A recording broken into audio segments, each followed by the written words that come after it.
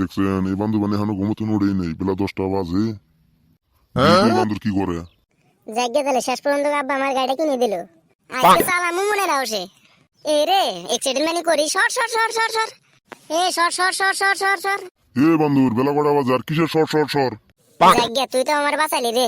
কিসের তোরে বাঁচাইলাম আবার? এই স্বপ্নের অ্যাক্সিডেন্টের কথা তো আব্বারে কোয়া যাব না। এমনি গাড়ি কিনে দেয় না, আর ওই অ্যাক্সিডেন্টের কথা বলতে আর গাড়ি কিনে দেবো না। কিছু না রে এমনিতেই।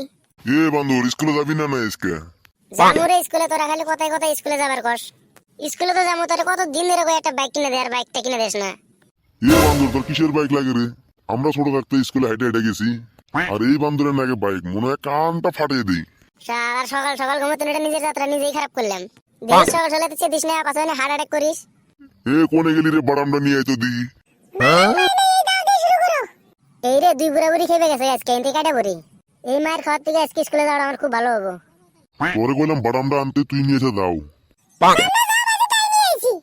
এই বন্ধুগুলা সকাল সকাল ক্লাসে স্যার ঢুকলে যে গুড মর্নিং দেওয়ার লাগে, এটা কি জানিস না নাকি তোরা? স্যার অনেক তো আমরা ডেইলি গুড মর্নিং দিই, আনে তো কোনোদিন এসে আঙ্গের গুড মর্নিং দেন না। এ বান্ধবরা তোর আবার কি এর গুড মর্নিং দেওয়ার লাগে?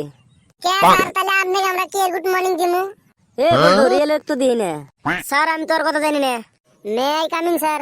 এ তুই ঢুকিয়ে ফেলেছিস আর কি এর মেয়ে আই কামিন স্যার? হো স্যার কইয়া না ঢুকলে আবার আপনি আবার আমার বেদ দিবেন। এ হবো হবো যাব। এ বুঝকি তোকে একটা প্রশ্ন করি, প্রশ্নের উত্তর দিবি। কোন স্যার কি প্রশ্ন বেন ধরবেন? কত ছেলেদের বিয়ের পরে কোন জিনিসটা বড় হয়?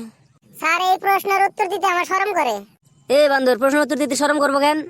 তাইলে স্যার কমু। হ হ ক। স্যার ছেলেদের ওই যে ওই যে ওই যে ওই যে। এ বান্ধব কিসের ওই যে ওই যে? স্যার এটা আপনি কোন তো? এই প্রশ্নের উত্তর হলো ছেলেদের বিয়ের পরে দায়িত্বটা বেশি বড় হয়। এ রিয়েল তুই কত একটা প্রশ্নের উত্তর বলতো, কোন জিনিস একবার খেলে দ্বিতীয়বার খাইতে চায় না? স্যার এটা একটা প্রশ্ন হইলো। এ হবো হবো বলে দি। এটার উত্তর হইলো যেমন ধর তোর বেডির সাথে আমি লাইন মারি, তোর বেডি আমার একবার ধোকা দিল, যদি দ্বিতীয়বার তোর বেডি আমার সাথে প্রেম করতে চায়, আমি তোর বেডির সাথে আর প্রেম করে ধোকা খাবো না। এ বান্দর খবরদার আমার বেডিং নিয়ে কথা কবি না। তোর বেডি ওনে যাই নাই হানি চিতা গেছে, আর আমারে প্রশ্ন করবি। এই শালি এলে উত্তর পাই গনে। এ বলতো তোর এসে প্রশ্ন ধরবো না, তোর এসে ছুটি যা। এই রিয়েল কাম কিন্তু এটা করছে।